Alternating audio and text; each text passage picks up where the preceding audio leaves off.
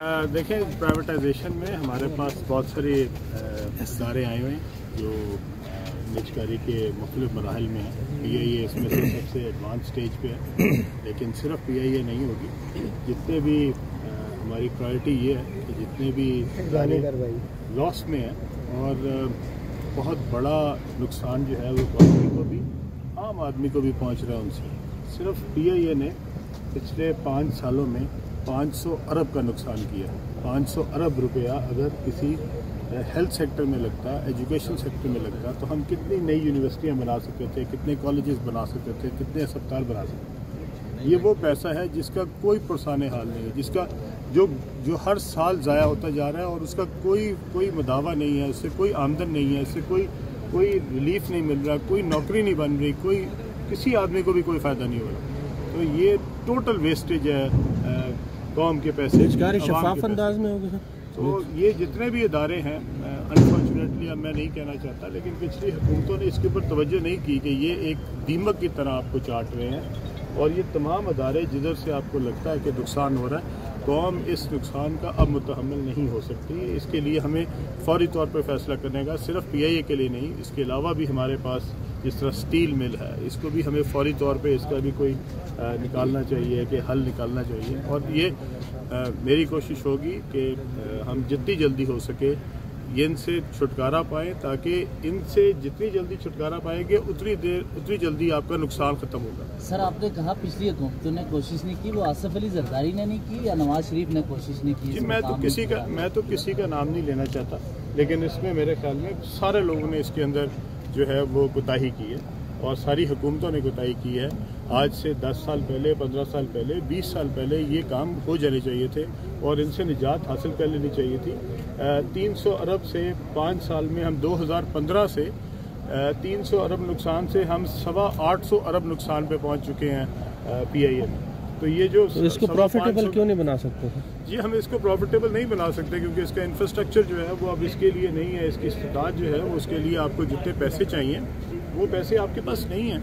इसके अंदर नया फ्लीट चाहिए, इसके अंदर पूरा नया सेटअप चाहिए और अनफॉर्चुनेटली हमारा मुल्क जो है वो इस वक्त नहीं है। पूरी दुनिया में वैसे एक कानून है कि आप जितने भी बिजनेसेस हैं वो हुकूमत नहीं करती।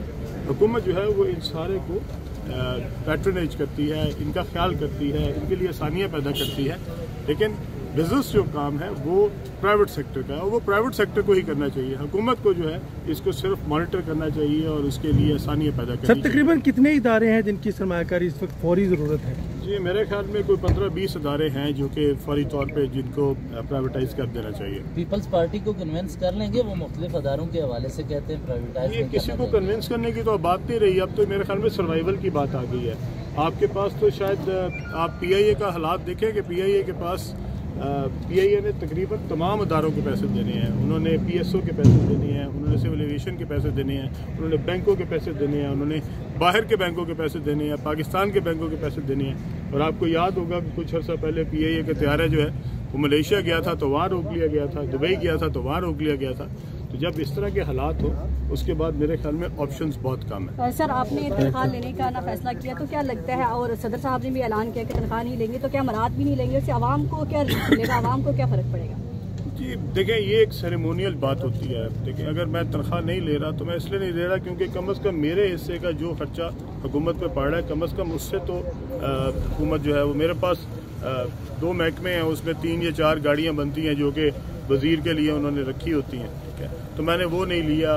मैंने उसके बाद उनसे कहा कि मैं कोई उसमें बरात नहीं लूँगा, मेरे जो मेहमान आएंगे उनकी जो तवाज़ो है वो मैं अपने खर्चे से करूँगा। ये एक जेस्चर है और मैं नहीं समझता कि इससे कोई करोड़ों रुपया जो है वो बच रहा है, लेकिन ये एक जेस्चर है। और मेरे ख्याल में बाकी लोगों को भी मेरी गुजारिश होगी कि वो इसकी कोशिश करें और ऐसे लोग जिनको अल्लाह ताला ने नवाजा हुआ है वो अगर हुकूमत से तनख्वाह ना भी लें तो क्या फ़र्क पड़ता है। सर, PDM 2 बनने जा रही है, बन भी चुकी है, तो क्या क्योंकि PDM 1 का एक्सपीरियंस कुछ ज़्यादा अच्छा नहीं रहा था? देखिए, ये आप इसको जो मर्जी कह दें, लेकिन असल बात जो है वो ये है कि इस वक्त जो हमारा मुल्क है वो जिस क्राइसिस में आ गया है और आवाम जितनी तंग है, मेरे ख्याल में उसके लिए सारे लोगों की अब जिम्मेदारी है कि हम देखें, सियासत के लिए बहुत टाइम मिलेगा, आइंदा भी होती रहेगी, 5 साल बाद भी हो जाएगी, 10 साल बाद भी हो जाएगी, लेकिन शायद हमारे पास ये 5 साल जो है ये बड़े क्रूशल हैं और ये 5 साल जो है अगर ज़ाया हो गए तो शायद फिर हमारे पास बहुत कम ऑप्शंस रह जाएंगे। सर पीटीआई करी हमारे साथ ज्यादती की जा रही है, खान साहब से मिलने पर पाबंदी लगा दी गई, ये करना नहीं चाहिए था 2 हफ्ते के लिए। कल मेरे ख्याल में जो चीफ मिनिस्टर केपी की मुलाकात हुई है ये बड़ी खुश आइंद है। इससे कम से कम ये रियलाइजेशन जो है वो पीटीआई की सफ़ा में भी आई है कि अब हुकूमत बन गई है, अब उनको अपने देखें जो केपी है उसमें पिछले 10 साल से जो है वो पीटीआई की हुकूमत है, तो पीटीआई ने जो है वो अपने वहाँ पे परफॉर्म करना है, उन लोगों के लिए जो मसाइल हैं उनको हल करना है। क्या वहाँ पे सारे मसाइल हल हो गए हैं? मेरा नहीं ख्याल कि ऐसी चीज़ है। वहाँ पे भी लोगों के बहुत सारे इश्यूज़ हैं, बहुत सारे मसाइल हैं। वहाँ पे मुझे उम्मीद है कि जो गंडापुर साहब हैं वो उसके ऊपर अपनी पूरी तवज्जो करेंगे। मेरा उनके साथ पुराना अच्छा दोस्ताना ताल्लुक़ रहा है और वो एक अच्छे आदमी है।